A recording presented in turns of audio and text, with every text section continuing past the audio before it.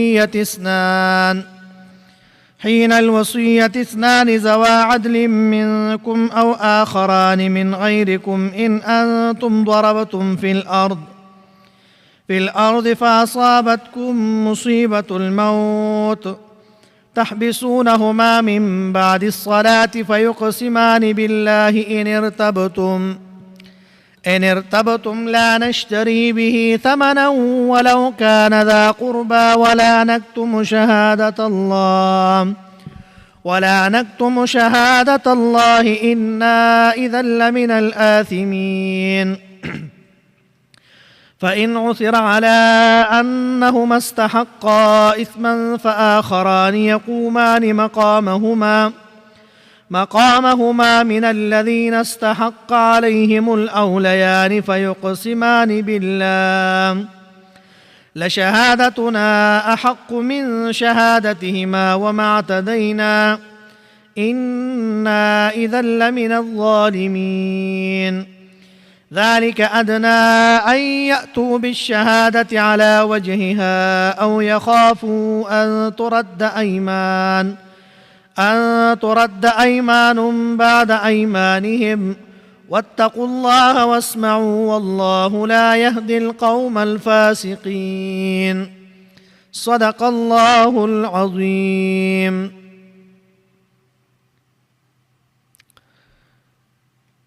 سورة مائدہ سپارہ آیت نمبر 105 آیت نمبر 106 اس ربط دارے چی مخ کے آیات کی حفاظت د نفسونو ذکر کو نو پا دی آیات کی حفاظت د مالونو ذکر کئی پا طریقے د وصیت او د قسم سرا. بعض مفسرین وی چې دا آیات دا ډیر ګران دی په اعتبار د اعراب او د نظم او د حکم سره.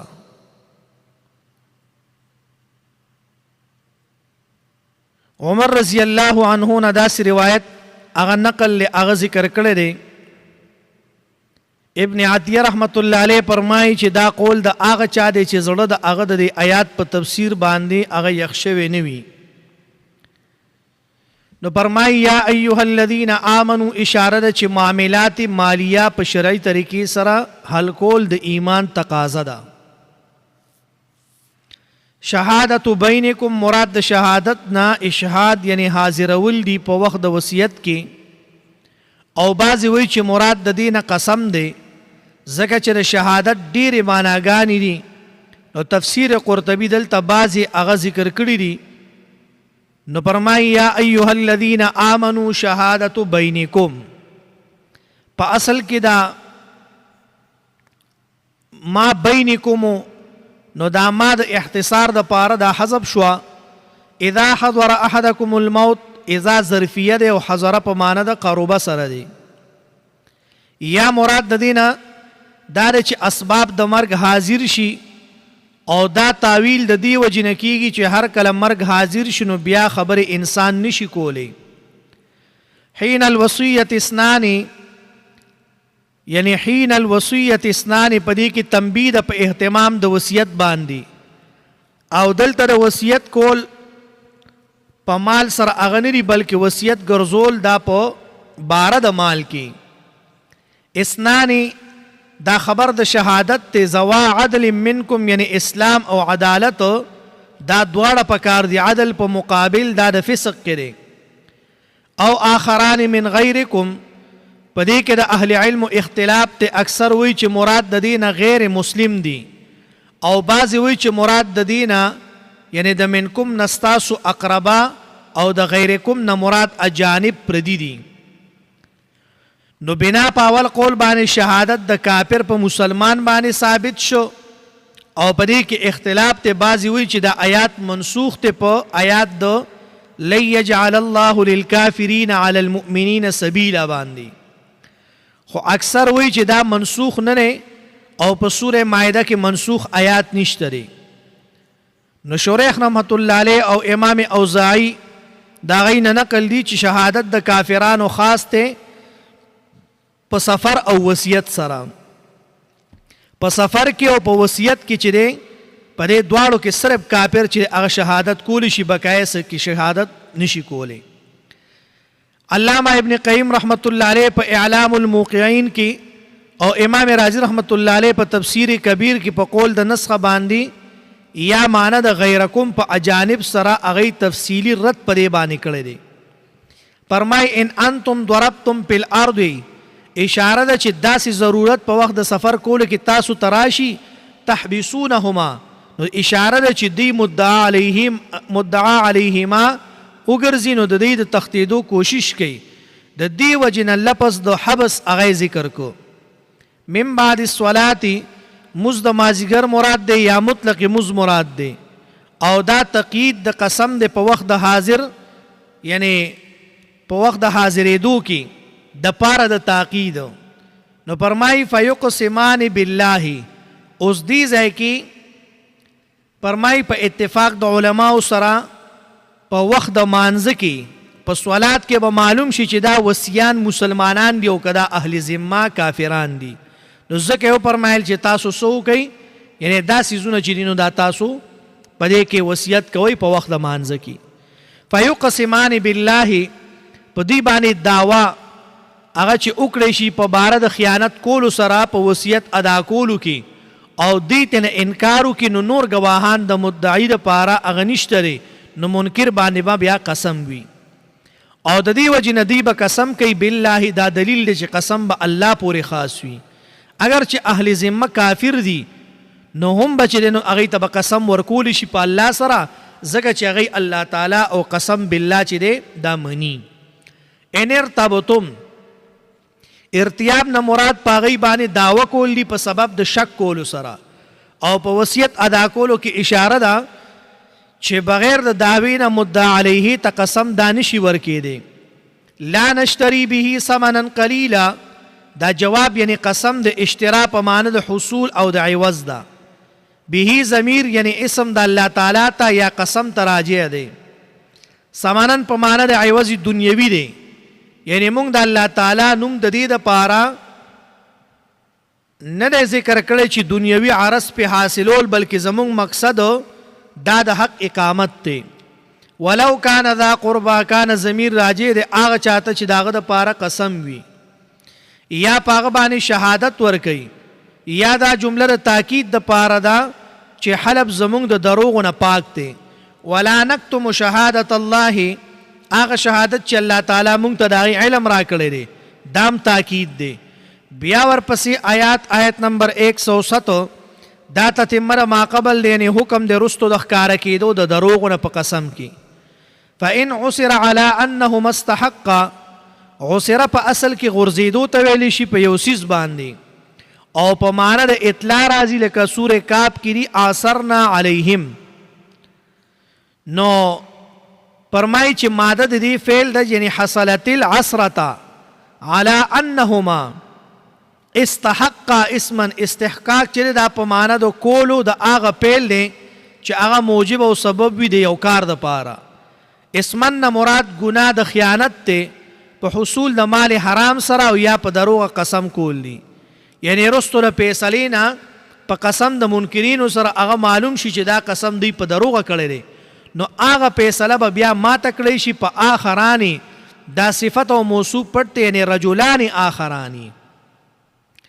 یقومان مقامهما دا هما ضمیر راجع د اسنان ته یعنی اول قسم په دروغ کړو او دا قیام یعنی په کولو د قسم دی او دا په هغه وخت کې دی چې رستو د ښکاره کېدو د خیانت نه مخکې دواړه کسان هغه دعوه د ملکیت په هغه څیز باندې وکړي او ورسره د هغې نه انکار کوي نو حق ثابت شه په ورثاو باندې د انکار د وجې نه. من الذین استحق علیهم دا من بیانیه د آخران د پاره د استحق په معنی د ثبت الحق علیهم دی. نو ماده د فعل فاعل دی یا فاعل حذف دی نو حذف داغی ته هغه جایز وي نو هغه الیمین دی چې هغه قسم دی او د حق نه مراد دعوه د ملکیت ته او هغه سبب د قسم کولو دی یعنی په سبب د دعوی نو د اول دواړه کسانو په ملکیت کې حق ثابت شو په ورثاو باندې د قسم کولو. الاولیان دا تسنیه د اولاده، اولا په معنا د اقربه سره دی، هغه وارثان چې هغه مړي ته نږدې وي په نسب کې، او دا پایل د استحق دا نشي کېدی، نو دا خبر د مبتدا محذوب دی. هما اولیانی نو لشهادتنا احق من شهادتهما، دا مضمون د قسم د دی او شهادت په معنی د قسم دی، او احق په معنی د صدق او حقدار د قبولولو دی. او احق کې تبذیری معنی مراد نه ده، نفس صدق او استحقاق د قبولیت مراد دی.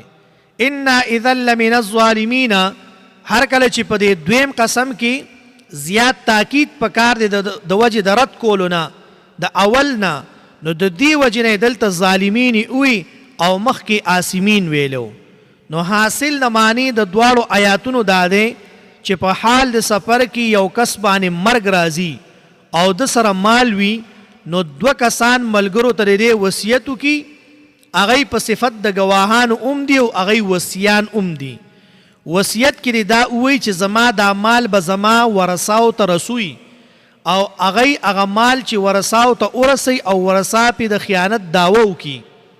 مطلب هغه ته وایي او هغه په دې باندې دعوه وکړه چې یاره تاسو زموږ د ورور پر مال کې خیانت کړی دی، او دوی ته انکار وکړو، نو د خیانت نه دی انکار کو، نو دوی باندې قسم کول لازم شو.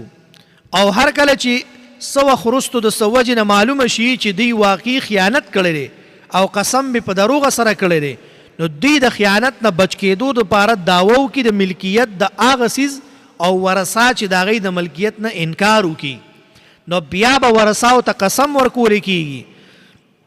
او هغې که هغې قسم وکړو نو مخکې فیصله به ماته شي او هغه وصیان به د خیانت ذمهوار شي. او که ورثاو قسم کولو نه انکار، یعنی قسم کول نه انکار وکړو، نو مخکینی فیصله به بیا په خپل ځای باندې پاتې شي. نو د دې آیات د فهم دپاره یعنی ذکر د سبب د نزول هغه ضروري دی. اوس دا آیات چې دی نو په دې ډېر خلک پوه نه شي چې یاره دا څنګه دا خبره وشوه، خو موږ په دې خبره پوه نه شو. امام بخاری رحمت الله علیه په کتاب الوصایا او ترمیزی په کتاب التفسیر کې ذکر کړی دي.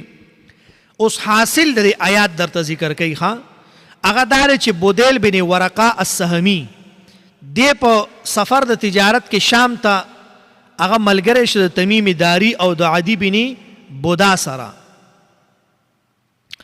دا دواړه د هغه وخت کې دا نسواراو دغه وخت کې په واپسای کې بودیل باندې د مرګ حال راغی.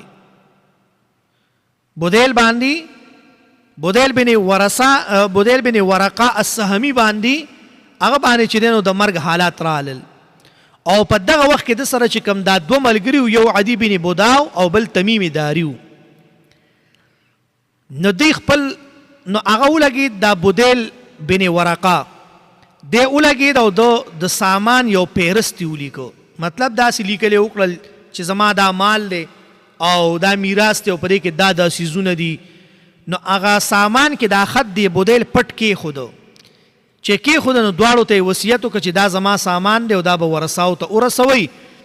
او د هغه سامان نه بیا دی دواړو یو د سپینو زرو جام پټ کړه او په هغې باندې د سرو زرو میخونه او چیونه هغه پې لګېدلي وو.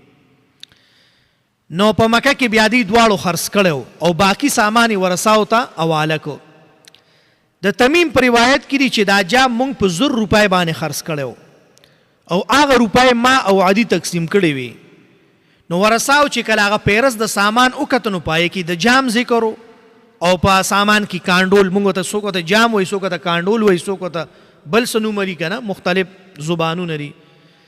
نو هغه موجود پکې نو په دغه دواړو باندې د خیانت دعوه وشوه. هغې انکار وکړو، هغې ته قسم په الله باندې ورکړو، نو هغې په دروغه باندې قسم وکړو. بیا چې څه وخت تیر شنو هغه جام دی په مکه کې په یو کس باندې خرڅ کړی، نو ورثاو بیا دعوه وکړه هغه دواړو باندې چې دا جام دی پټ کړی دی او بیا یې خرڅ کړی دی. نو هغې ووایي چې هغه جام موږ په بودیل یعنی بودیل صاحب نه په ژوندوني باندې اغستی و، لیکن موږ سره ګواهان نو موږ د دې وجې نه هغه مخکې د هغې ذکر نه و کړی نو دا دی دعوه د ملکیت وکړه او ورثاو ترې نه انکار وکړو نو قسم ورکړی شو ورثاو ته او د ورثاو په حق کې بیا فیصله وشوه او دا آیات د هغې واقعې په باره کې نازل شوی دی. اوس به ستاسو ذهن ته دا خبر راغلی. ورپسې آیت نمبر 108 په دې کې د ماقبل طریقې فایده ذکر کوي، یعنی په شهادت او په قسم کې د دروغ نه د بچ کېدو دپاره دا طریقه ده.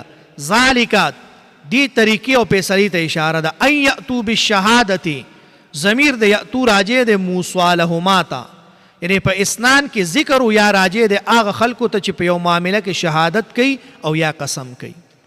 علی وجهها وجه په معنی د حقیقت او د طریقې اصلي ده.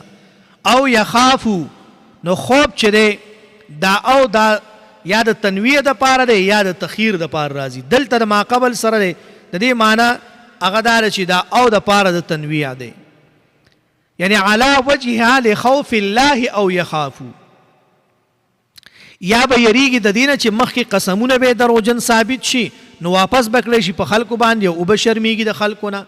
ان ترد ایمان رد مقابل د قبول د قبول نو د ایمان نه مراد قسمونه دي. د ایمان نه مراد قسم د موسی الیهم دی چې خیانت کړی وي یا رد په معنی د پیش کېدو دی.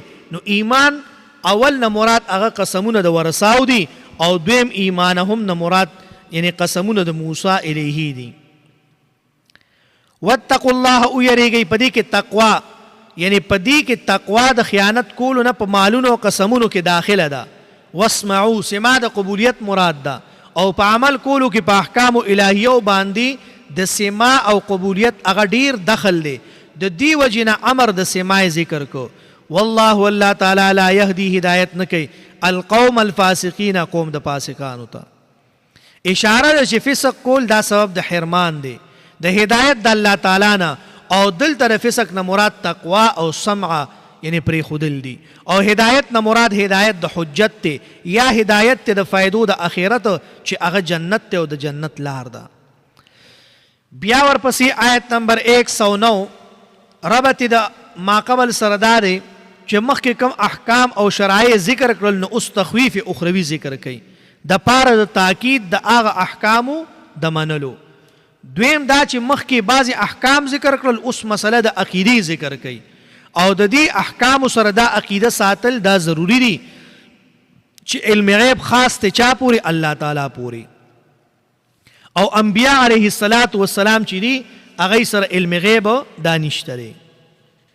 نو اوس دې ته دلیل نقلی اجمالی ویلی شي او دا رد په شرک په علم باندې، دا رد په شرک په علم باندې. الله فرمایي یوم یجمع الله الرسل، په هغه ورځ باندې چې راجمع به کړي الله تعالی څوک یعنی پیغمبرانو، یا یعنی یوم په هغه ورځ باندې چې راجمع به کړي الله تعالی ټول پیغمبران فیقول ورته به وایي ماذا اجبتم، څه جواب تاسو ته. نو جمع خو د ټول امتونو سره د رسولانو نه ده، لیکن سوال د انبیاء جدا دی د سوال د امتیانو نه. د دې د شرافت د رسولانو نه د هغوی سوال او جواب دی جدا ذکر کړی دی. فیقول ماذا اجبتم اشاره د دوی نه د تبلیغ تپوس نه کوئ بلکې د حالت د امت تپوس کوي چې اجابت مستلزم د دعوت لره، یعنی تاسو دعوت د وحدانیت د الله تعالی او د دین کړو نو امتیانو تاسو ته څنګه جواب درکړو، آیا ستاسو دا دعوت منلی او که دی نو منلی. اجبتم اجابت قولی عملی دا دوارو ته شامل دی. قالوا لا علم لنا وای نشتر مونږ ته علم پرې باندې. اوس تاسو نه بعد ستاسو امت تاسو له څه جواب درکړو. اوس دې ځای یو سوال راځي، سوال دا دی چې د انبیاو نه څه فایده ده د سوال کولو. نو جواب دا دی چې فایده اثبات د عقیدې د نفي د علم غیب ده چې ګورې هغوی هم دا وایي قالوا لا علم لنا، یا الله ګورې زمونږ نه بعد مونږ ته پته نشته چې دی څه وي. نو انبیاء علیه السلام په دغه رز باندې د داسې حالت نه دی به په امن وي لکه څنګه الله فرمایي وهم من فزع یومئذ آمنون ولا یحزنهم الفزع الاکبر. الله فرمایي دی به د دې نه چې دی نو دا به په امن وي. لا علم لنا مونږ ته نشته علم ماذا اجبتم ماذا عملوا بعدکم تاسو نه بعد دی څه عملونه کړیو دی به وایي یا الله مونږ ته څه پته ده امتیان خو چې دی کوم عملونه کړي دي نو مونږ ته پته نشته نو الله جواب وکړو لا علم لنا بما احدثوا بعدنا علم نشته مونږ ته په هغه کارونو باندې چې کم دی کړي دي زمونږ د مرګ نه بعد چې دی کم کړي دي مونږ ته د هغې پته نشته دی بخاری او مسلم ذکر کړي دي چې پای کې جواب د ملائکو اخیری پیغمبر ته هغه داسې دی انک لا تدری ما احدثوا بعدک یقینا ته نه پوهېږي چې د خلکو ستانه رستو کم بدعات پیدا کړي دي نو فرمایي چې لا علم لنا بجميع افعالهم نشته مونږ ته یعنی د دوی د ټولو کارونو باندې علم مونږ ته نشته اذ كنا نعلم بعدها في حياتنا ځکه چې مونږ د بعضې کارونو د دوی علم هغه مونږ ته شته خو هغه په ژوند کې دی ولا نعلم ما كان بعد وفاتنا نه پوهېږو مونږ په هغه کارونو باندې چې زمونږ د مرګ نه وروستو شوي دي نو علامه ابن جریج وایي چې دا په دې باندې دلیل دی چې الله جل شانه چې دی نو هغه علم غیب الله سره شته خو ګورې انبیاء کرامو سره نشته دی ښه انک انت علام الغیوب دا دلیل دی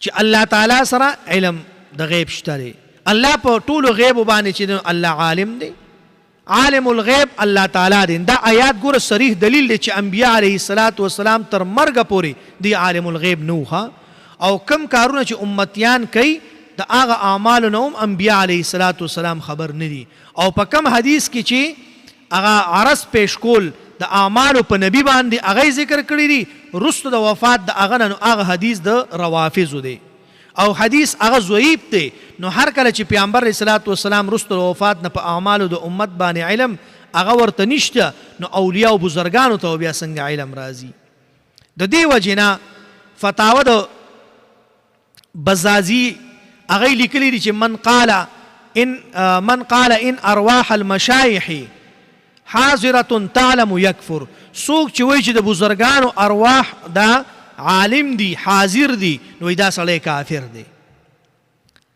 بیا ورپسې آیات کې آیت نمبر 110 دا دلیل نقلی تفصیلی دی عیسی علیه السلام په نفي د علم غیب سره الله فرمای اذ قال یعنی اذ قال الله کله چې وی الله تعالی یا عیسی ابن مریم اے عیسی زوی د مریم اذکر نعمتي یاد کا نعمت زما الله ورته سووي ته یاد کا نو پدې کې حالات د عیسی علیه السلام یعنی په دې دواړو رکوع کې حاصل د حالات د عیسی علیه السلام دی اوله رکوع کې احتیاج د عیسی علیه السلام دی چې عیسی علیه السلام ګورم الله ته محتاج احتیاج معنا هغه هم الله ته محتاج او بیا ورپسې چې دی انو په اوله رکوع کې احتیاج د عیسی علیه السلام ذکر کوي الله تعالی ته خصوصا په 5 سیزونو کې هغه محتاج اول احتیاج په نعمتونو کې دویم محتاج په تصرفات او معجزاتو کې دریم حاجت په حفاظت کې د شر د بنی اسرائیلونه او څلورم حاجت هغه په ملګرو حواریینو پیدا کېدو کې او پنځم احتیاج په معجزه د مائده کې نه فرمایي چې عیسی علیه السلام په خپل الله ته محتاجو نو اذ قال الله یا عیسی انی الله فرمای یا عیسی ابن مریم اذکر یاد کا نعمتی نعمت زما تفسیر قرطبی وی چې مراد د ذکر نه دار اذکر چې امت ته بیان کړه د پاره د اظهار د عزت د مور او د زوی او د پاره د تاکید د حجت داغه نعمتی مراد په معنا د جنس ته نعمتی دا مفرد په معنا د جنس ته چې پای کې نبوت رسالت داغه داخل دي وعلى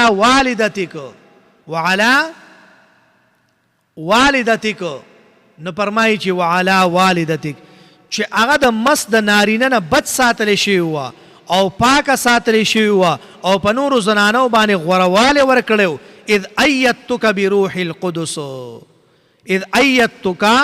بروح القدس نو الله فرمایي چې یعنی نعمتونه په اولاد باندې هغه الله جل شانه چې دنو دام نعمت ورکړو عیسی علیه السلام چې پاک دامن مورم و نو هغه بیان کو اذ ایتک بروح القدس روح القدس پرې کې اضافت ته یعنی دا اضافت موصوف ته صفت ته، یعنی داسې روح چې هغه مقدس ته او پاک ته. او اضافت یعنی روح من القدس، او قدس اسم د الله تعالی دی. دا قول پکې تفسیر خازن ذکر کړی دی. او مصداق د دې روح القدس نه جبرائیل علیه السلام دی چې د عیسی علیه السلام سره به هر وخت ګرځېدو. یا مراد د دې نه روح او نفس د عیسی علیه السلام دی چې هغه پاک و د ګناهونو نه. تکلم الناس دی به خبرې کوي خلکو سره فی المهدی په زانګو کې وکهلا او په بوډاوالي کې. فی المهدی په ماشومتوب کې په زانګو کې به خبرې کوي. سورې آل عمران کې تیر شوي دي. نو د کلام نه دعوت الی الله دی او کلام د مهد په سورې مریم کې را روان دی. وکهلا او کهولت خو هر څوک خبرې کولی شي نو فرمایي چې دی به هم خبرې کوي. وکهلا نو عیسی علیه السلام باندې هغه حالات راځي چې کوم په عام البشر باندې راځي، وړوکوالی زوړوالی وغیره دا ټول به پرې راځي. وإذ علمتک الکتاب والحکمه دا عتب ته په اذ ایدتک باندې. نو اول نعمت تایید دی په باره د دعوت او تبلیغ کې، او دا نعمت په باره د علم کې دی چې هغه شرط د دعوت دی. الکتاب والحکمه دې کې دوه قولونه دي. اول دا چې د کتاب نه مراد ظاهري علم دی کم چې لیکل کېږي، او د حکمت نه مراد هغه اسرار او باطنی علم دی چې بغیر د کتابت نه وي. دا پکې یو قول دی.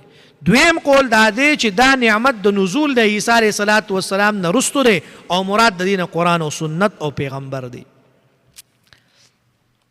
التورات والانجیل دا ورته مخکې د رفع الی السما نه خولی شوی و. اول مکلف په تورات باندې، بیا رستو دته انجیل ورکړی شو.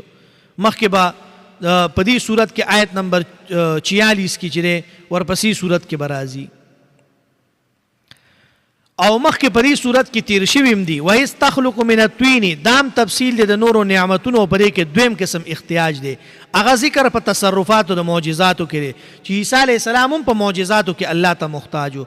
که هیئت الطیر دا کاپ په معنا د مماثلتن دی، یعنی الله فرمایي چې که هیئت الطیر پشان د مارغو، پشان د مارغو، باذنی په حکم زما سره. وتبرئ الاکمه دا مخکې تیر شوی دی. هغه انسان چې ړوند هغه پیدا شي، سترګې بالکل بندې وي او د هغه علاج نه طبیبان او ډاکټران سوي عاجز وي، د هغې نه هغوی عاجز وي. نو الله فرمایي چې ده ته موږ داسې څیز ورکړو چې ده به داسې مریضان هم روغول. وایز تخرج الموتا باذنی، او دا معجزه د عیسی علیه السلام او صیغه د پیل هغه دلالت نه کوي په استمرار د همیشوالي باندې. یعنی بعضې مړي یې راویستل دا معجزات د پاره د نفع ورکولو هغه انسانانو ته. وإذ کففت بني اسرائیل نو فرمایي چې یعنی وإذ کففت بني اسرائیل په دې سره هغه نعمت ذکر کوي چې هغې کې دفع د ضرر ده، او په دې کې دریم حاجت د حفاظت هغه ذکر کوي.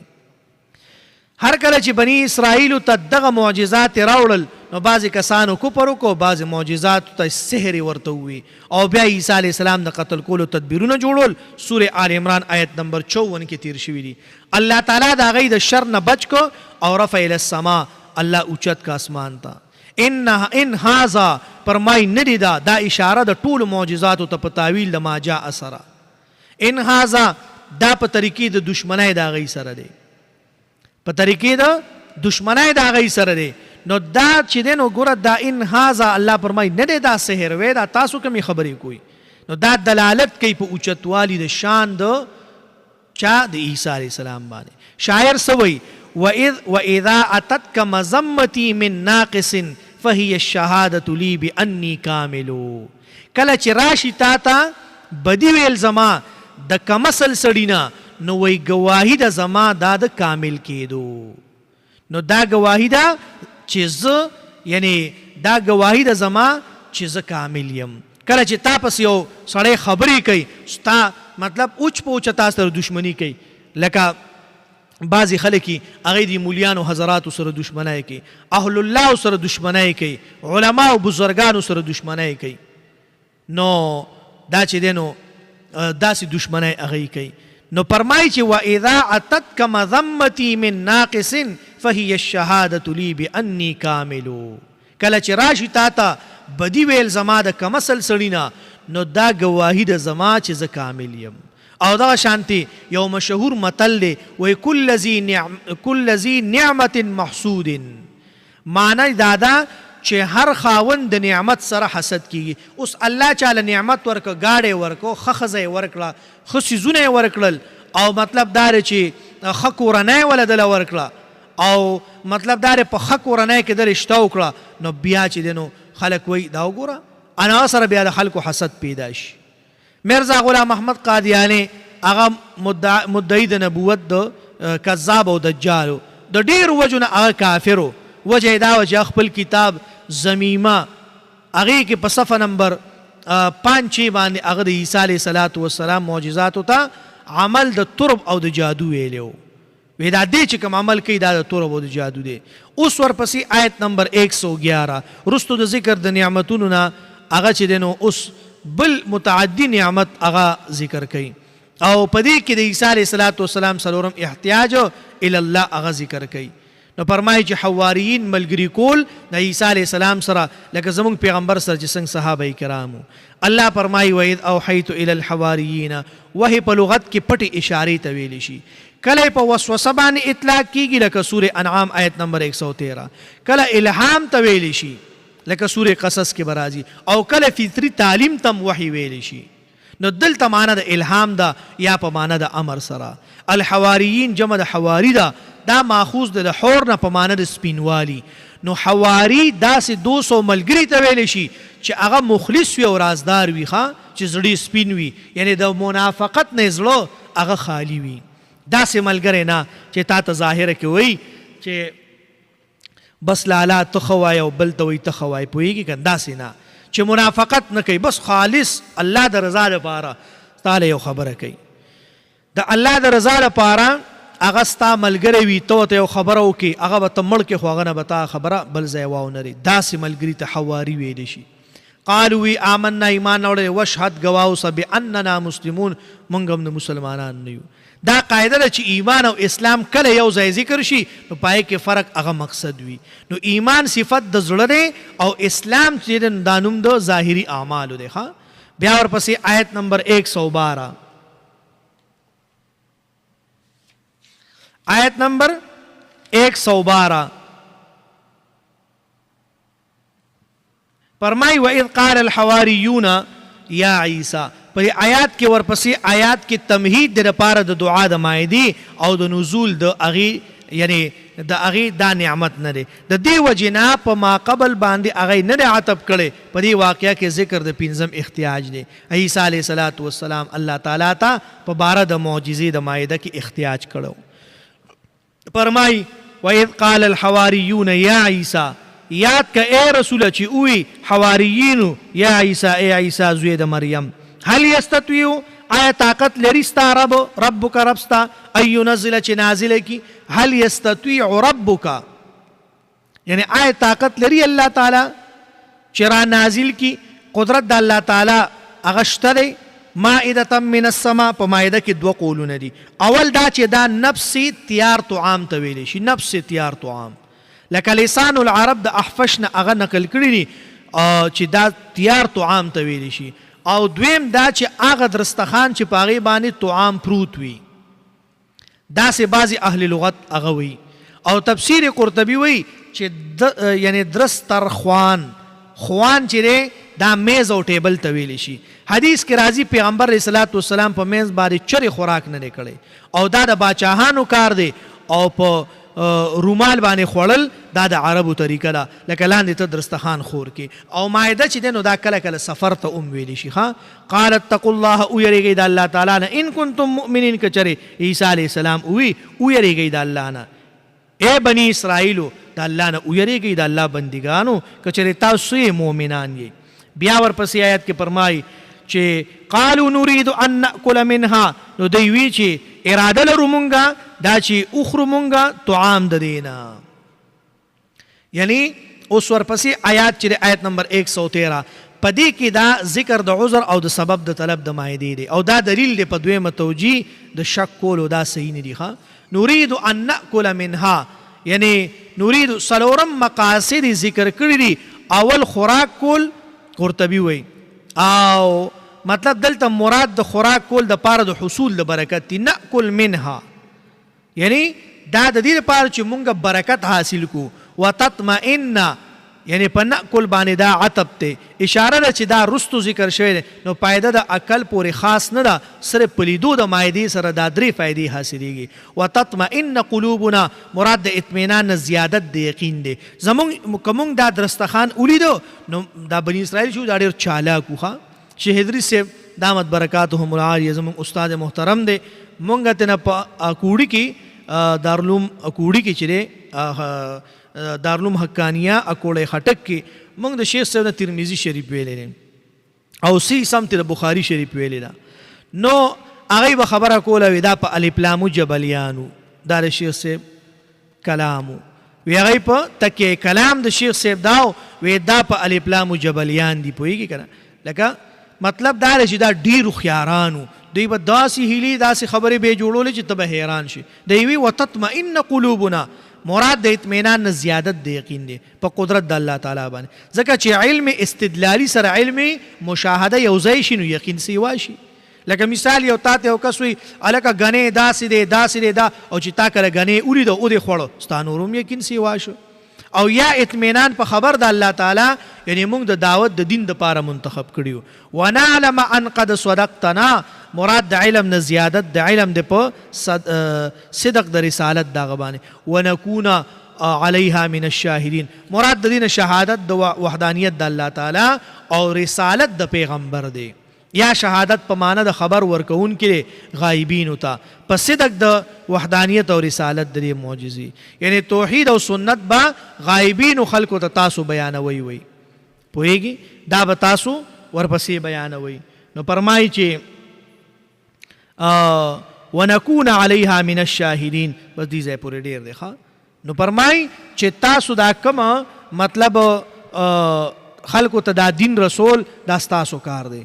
خلکو ته به تاسو به خلکو ته دین رسوي او دا دین چې دی دا چې کم غایبین دي پیغمبر علیه صلات وسلام د حجت الوداع په موقع باندې ووي چې تا کم دلته حاضرین دي اوس زمانه بعد دا دین رسول چې دی دا ستاسو کار دی. زمانه بعد دا دین رسول چې دی دا ستاسو کار دی. دا به اوس په تاسو غایبینو ته مطلب دا چې دا دین به رسوي. نو غایبینو ته دین رسول د پیغمبر علیه صلات وسلام نه بعد دا چا کارو؟ دا د صحابه کرامو کارو. صحابه کرامو کارو او صحابو چې دی نو هغې خلکو ته هغه تر افغانستان او تر دې ځای پورې چې دی کابله پورې هغوی راغلي دي او دین را رسولی دی. ترجمې ته یې وګورئ. فرمایي یا ایها الذین اے آکسانو آمنو چې ایمان مو راوړی شهادت بینکم یعنی حاضر اول پکار دی بینکم په منځ تاسو کې اذا حضر کله چې حاضر شي احدکم یو تن ته په تاسو کې مرګ الموت مرګ حین الوصیت اثنان یعنی په وخت د وصیت کولو کې اثنان دو سړي ذوا عدل انصاف والا منکم تاسونا او آخران یاد دی دو نور وی من غیرکم د تاسونا سیوا ان انتم ضربتم کچره تاسو سفر کوي فی الارض پزمکه کې فاصابتکم ورسویت یعنی ورسی تاسو ته مصیبت الموت یعنی مرګ تحبسونهما اساروی بتاسو دا دواړه من بعد الصلاه پس د مانځنه مراد تر مازیګر منځ دی فیقسمان بالله نو قسم بکی دا دواړه په الله باندې ان ارتبتم کچره تاسو شکوي لا نشتری به ثمنا ولو کان ذا قربا ناخلو منگا پا قسم سرائے وز اگر کوي یعنی مقسم له یعنی ذا قربا رشتہ دار ولا نکتم شهادت الله او نپٹو منگا گواہی دا اللہ تعالی انا بیشک منگا اذن پا دا غوخ کے لمن الآثمین دو گناہگارانونا بیا با منگ شدو گناہگارانونا فَإِنْ عُسِرَ عَلَىٰ أَنَّهُمَا اسْتَحَقَّا بیا کچری خبردار شو یعنی عَلَىٰ أَنَّهُمَا پدی خبر باندی چی بیشکلی دوارو استحقا یعنی دوارو کردہ اثمن گنا فآخرانی یعنی دونور کسان یقومانی ابدریگی مقامهما پزید دی دوارو من الذین دا کسانونا استحقا چې دعوت یعنی دعوت حق شوی دا علیهم پا غی باندې الاولیانی نزدی بوی دا دواړه مړی ته فیقسمانی نو قسم بو کی دا دواړه بالله پا الله باندې لشهادتنا چې گواہی زمونږه حق و زیات رښتونی ده من شهادتهما د گواہی د دې دواړو نه وما اعتدینا او زیاتې نه کړې مونږه انا بېشکه مونږ یو اذن په دغه وخت کې لمن الظالمین خامخا د ظلم کوونکو نه ذلک ادنا ان یأتوا بالشهاده دا طریقه زیاته نږدې ده چې پیش بکړي دی بالشهاده گواہی علی وجهها په صحیح طریقه باندې او یخافو یا یریږي دی ان ترد د دینه چې واپس بکړی شي ایمان قسمونه د دی بعد ایمانهم پس د قسمونو داغی نورنا واتقوا الله ويريگئی دا اللہ نا واسمعوا واوری والله اللہ تعالی لا يهدی نکی ہدایت القوم الفاسقین یعنی قوم د فاسقانو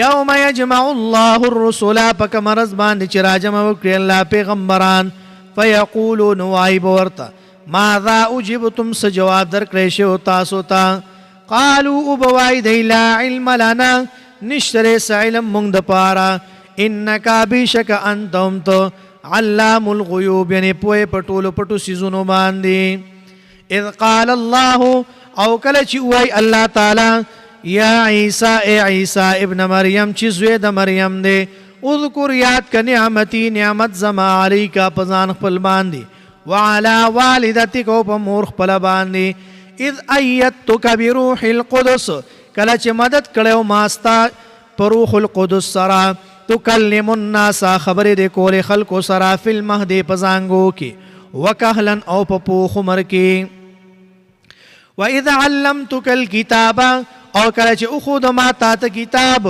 والحکمت حکمت والتورات تورات والانجیل انجیل واذ تخلق او کله چې جوړول بتا من الطین د خټینا که هیئت الطیر پشان د شکل د مارغ باذنی په حکم زما فتنفخ فيها بیا پوکه بوتا پیها پای کې فتكون شبا طیرا التن کې مارغ باذنی په حکم زما وتبرئ الاكمه والابرص باذنی او جوړول بتا پیدای شلون او برګي والا په حکم زما سرا واذ تخرج الموتى کلا چرایستل یعنی تا مړي د زمکینا باذنی په حکم زما واذ کففت بني اسرائيل او کلا چې بن کړل ما بني اسرائيل عن کستانا اذ جئتهم یعنی کلا چراول تا دیتا بالبينات اخکار معجزه فقال الذين پسویا کسانو کفرو چې کفر کړو منهم ددینا ان هذا نردا